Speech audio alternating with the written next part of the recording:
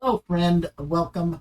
My name is Derek Harder, and in this video, we're continuing our discussion of memory management and operating systems using basically page tables in order to set up a virtual address space. So in this video, we're going to first look at the kernel address space. Okay, so for x86, it is probably true for lots of operating systems. So the kernel initially starts out and we're going to switch into supervisor mode. Whenever you're in supervisor mode or user mode, paging is going to be turned on the hardware by default for RISC-V hardware.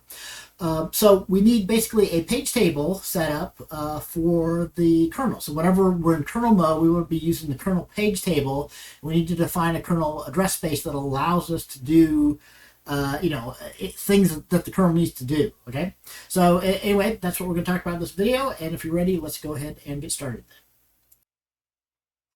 Okay, so when XP6 starts out, it creates a page table describing the kernel's address space. Okay, so this is the figure from our open source textbook showing the layout of the kernel address space, or the kernel page table mapping that's created, so that whenever we're running in kernel mode, this should be the page table that's being used. Okay, so a couple of properties of this. I mean, for one, it actually is going to configure the layout of its address space to give it access to all the physical memory, right? So whenever we're running in kernel mode, we need to be able to access any memory that we need to in order to do a syscall or whatever function that we need to do.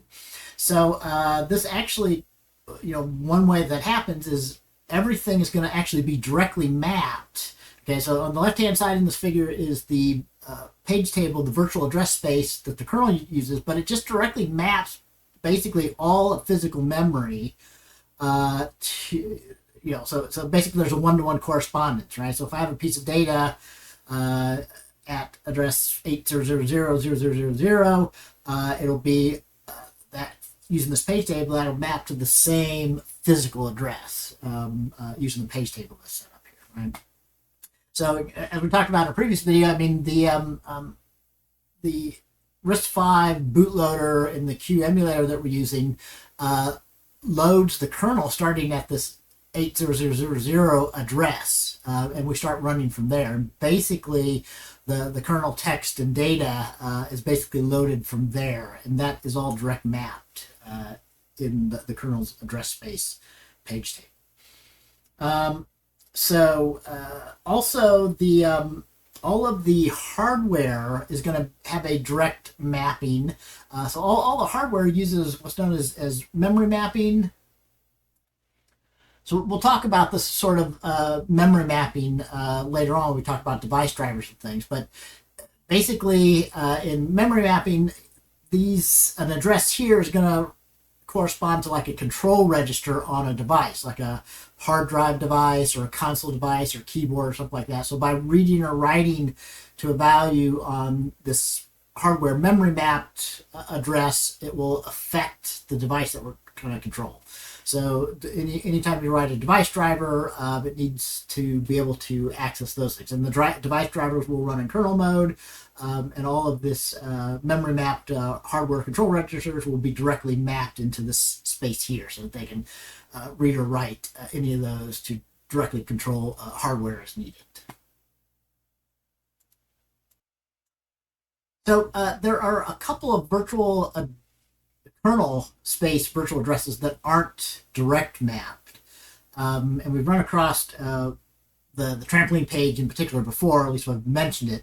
So it's actually going to be part of the kernel, and it's going to be down there somewhere near or close to the kern base, is kind of as being indicated by the pointer, which is indicating the mapping here, right? But that gets mapped to the top of the virtual address space, to that max VA address. The same, and we mentioned this before, whenever we create a process virtual address space, we will map that same page into every process address space. So the same one physical page gets shared in multiple virtual address spaces when we do that. Likewise, every process has to have its own kernel stack, and we don't keep that in the virtual address space of the process because we can't allow the processes to actually be able to even read the kernel stack. So every kernel stack for every process is actually created as part of the initialization of xv6. And again, those are going to be actually in physical memory somewhere in the range of the actual physical memory between the base and the physical top. But those get mapped to the kernel's address space with guard pages in between those. And I think we might have mentioned those before, that this is another thing that xv6 takes advantage of. So it'll map these guard pages to have to be invalid in the kernel page table, so that if the kernel stack overflows, so if we fill up the stack and there's no more space and it starts going into a guard page, instead that will cause the equivalent of a page fault when it tries to read or write to an invalid page table entry. So most of the xv6 code for manipulating address spaces is going to be in the kernel's vm.c for virtual memory routines. Okay, there's one type that's used a lot, the page table type. This is really just a pointer. Okay, so any place where we declare a variable, the page table type is going to be a pointer to the start of something that can be used as a page table directory that we offset a page table index into that to find a page table entry, right? So in this video, I'm going to look at the KVM function. So anything that starts with KVM is actually manipulating the kernel page table. So it's setting up and manipulating the page table that's used by the kernel address space. In the next video, I'll look at the rest of the stuff in the vm.c. So anything with a UVM are for manipulating user page tables. Okay. So if you recall, early in the boot process, we start with the entry, which ends up calling the start, which does some basic setup, and then kind of the heart of the initialization stuff kind of happens in main here, where it's initializing device drivers and process tables and things like that. So we did mention these, that we actually initialize the memory allocation thing, and we also call the KVM init and KVM init heart, right? So the KVM init actually initializes the kernel page table here. So let's start with that. So if you look at that, the KVM init just calls KVM make, right? Let's look at that. So I showed this before, but let's talk about the details on this. So if you look at these are calling a bunch of calls to KVM map. We'll see what those do. They start by allocating a page table. Okay, so this will end up being the root of the 3-level page table tree that's created, and this initializes everything to 0, which will cause the valid bit to be 0 for all the page table entries among everything else. Okay. So notice if you compare this to the figure that we had before, these come from memory layout.h. So if you look in memlayout.h, you'll see that these are really just hard-coded values of the locations for where the UART is placed, virtual IO, which is the disk device driver stuff comes in there. If you wonder what PLIC and CLI and T stand for, these are interrupt controllers, core local, and platform level interrupt controller. We'll probably see more of these. But these are laid out like in that figure. So most of these are things that are the memory mapped hardware devices, although we also define the kernel base and physical top here for those. So if we go back to the KVM init, where we look at the KVM make here, what the KVM map does is it takes the page table and then it creates the page table entries for all of the things needed from the start to the end that are specified in these. All right. And another thing I should point out, notice that it sets the permissions for these as well. So the last ones here are what the permissions should be. So only read write for the memory map hardware devices. A little bit more interesting if you look down here for the kernel code. So the kernel code is going to be here. So these are set to be read and executable, where the data ends up being down in here. And this is set to be readable and writable, but not executable. So let's look at KV map, and then from that down to walk here. But most of these are just mapping one page, so creating one page table entry for the hardware direct mapping. But here, this does that big direct mapping for the kernel page table. So these two here, I believe, are the start and the stop. So it goes from the beginning of physical memory to the physical top, and it's going to end up creating page table entries for to map all of that potential physical memory that might be used. And I shouldn't have skipped over this. So this goes from the base to the end of the stuff, basically holding the code, right? That minus kern base, and then this goes from that basically up to the top of memory for the rest of the direct map. So if we look at KV map, it basically just calls map pages and panics if this doesn't succeed. If you look at map pages, and you can see what these parameters are, although they aren't commented on. So this is the page table. This is the starting virtual address, and then the size. So what size of page tables it should be entered, and then like the physical address, the starting physical address that they should be mapped to. And then permissions, so the last one here. So here's the map pages, which is basically creating physical the page table entries in the page table as needed here. Most of the work happens in this walk here. So if you can't quite follow this code, basically this for loop is going to start at the first physical address, the first virtual address. So A is initially initialized to VA. Last is going to be the end of that. So we keep doing that as long as until when A gets to last, we just break out of this, right? So this is an infinite loop, but we're checking. And this will do for once for every page. We're going to end up calling this walk, which will be the thing that actually creates the page table entry and returns it. And if that succeeds,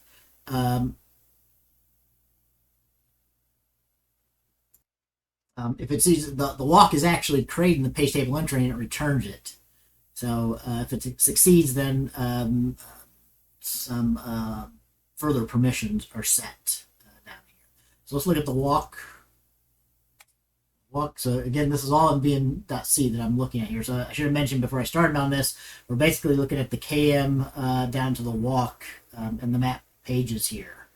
So these have to do with creating the initial kernel page table, right? So these are the one that whenever we're in kernel mode, it's going to be using this page table that's being created. So let's try and get a little bit more detailed with the walk here. So this is mirroring the same thing that's built into the hardware to do the translation. A little bit. So given page table, and this should start with the root page table, and given the virtual address. So this is the thing that we need to find the bits for to traverse the 3-level page table. And the purpose of walk then is, if we could jump down in here, is that at the end, we're going to return the actual physical address that we find down doing this.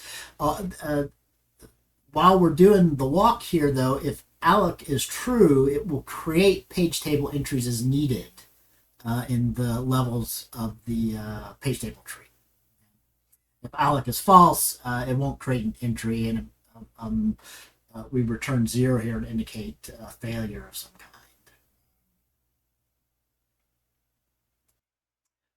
So let's look at this. So it starts off as level 2, right? So basically at level 2, we need to combine and the page table should be pointing to the root page table. So that's what's passed in here. So this is the address of the root page table. We have to use these 9 bits, 30 to 38, to figure out the offset. And that's what this function does here. Actually, this is a macro. So if we look at this, so I go to, if we go to that, so this is another thing. Maybe I should have had a video when we talked about C about low-level stuff like macros and shifting and things. So the purpose of this is, if you read this out, this will shift. Like if level is 2, this will shift 18. Plus, it'll also shift another 12 to represent the offset, the page offset. Right. So for level 2, the result should be 18%. It does a shift of 30 bits down, okay? Which should mean that these bits here end up being the only bits that are left. So that ends up being an index from 0 to 511 if we're at level 2 into the page table. We're doing, here we're using array arithmetic instead of pointer arithmetic here. All right, so the result of that, this will be the page table. So we expect a page table entry type at this point, right? So we can look at this type, so we can find that. So this is just defined as a 64-bit value here. So yeah, there's not a structure, I guess, defined or anything for this. So we have to do bit manipulations, right? So to access any of those flags. So if you look at this is just going to be the flag for the valid bit, which we're doing a bitwise AND here. Right? The valid bit is at bit 0. Right? So that's what this macro does. It just ends up with something that will mask out and only return the value bit at the least significant bit 0. Okay, so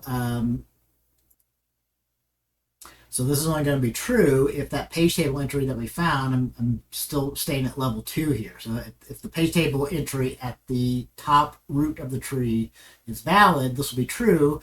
And then this is going to look up the next page table, right? So this is going to look at the level 1 page table. So this PTE to PA, so this is page table entry to physical address, is going to look that up from this particular page table entry that we're pointing to here.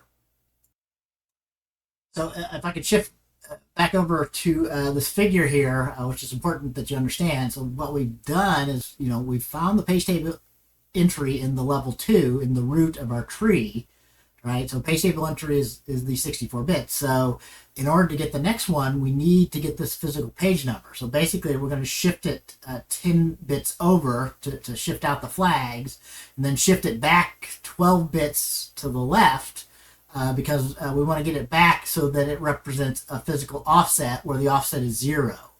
It should be the base of the level 1 page table. So that's exactly what page table entry to physical address should be doing for these macros. So if you look at it, it right shifts at 10, which shifts off all of the flag bits, and it goes back 12 so that we have an offset of 0. And that will be the physical address then that was in the physical page number bits for the page table entry. Okay, so so that was what happens if it was valid. If it's not valid, this stuff happens here. So all that happens if it's valid is then we will do the same kind of thing, but for the level 1 part. So this should be the page table now for the level 1 page directory. If it was valid, if it's not valid, we'll actually create. So remember this walk that we're at that we were doing from mappages. That was doing it from vm map that was initially creating, making the page table. This all happens before a page table is set up and before we're doing any translation from virtual address to physical address. So everything that we're talking about here doesn't go through any of the page table mapping yet. All right.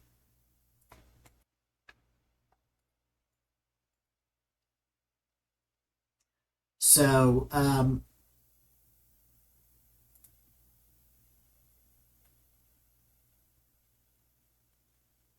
so yeah, if it turned out that it wasn't valid, and if we asked it in this case when we're initially setting up the kernel page table, we're going to set alloc to be true. So it should be that if it's not valid, it will actually create. In this case, it'll create the level 1 page table. So this will actually create, actually allocate another page in memory. That becomes the new page table that we want to make the entry that we have here, right? So yeah, if this succeeds and we allocated a page table, we just zero it all out, and then we set that page table entry for the level 2 to be pointing basically to this new page table level 1 entry that we just created.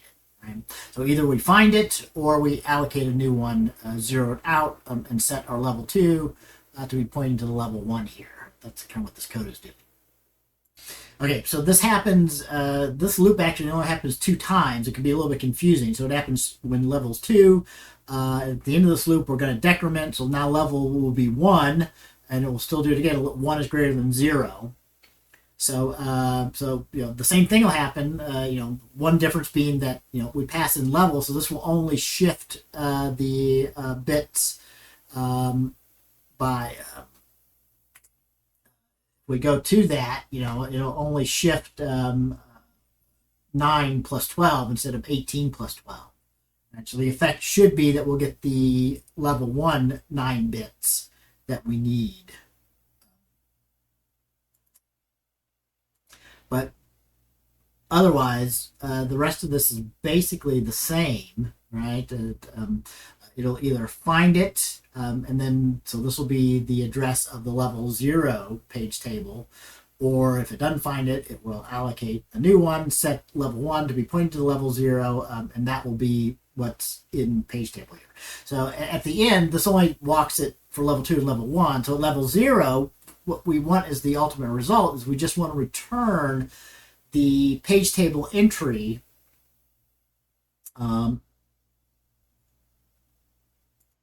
so yeah, all right. So we just want to return the page table entry for level 0, right? So we should have the level 1 page table. We're going to use that to look up the page table entry for to get us the result of this should be the actual level 0 page table entry. Okay, so I might have misstated and said you get the physical address, but so you get the actual final level 0 page table entry returned from this here. So yeah, back to here where we're using the walk in those map pages that were called multiple times to set up the kernel page table.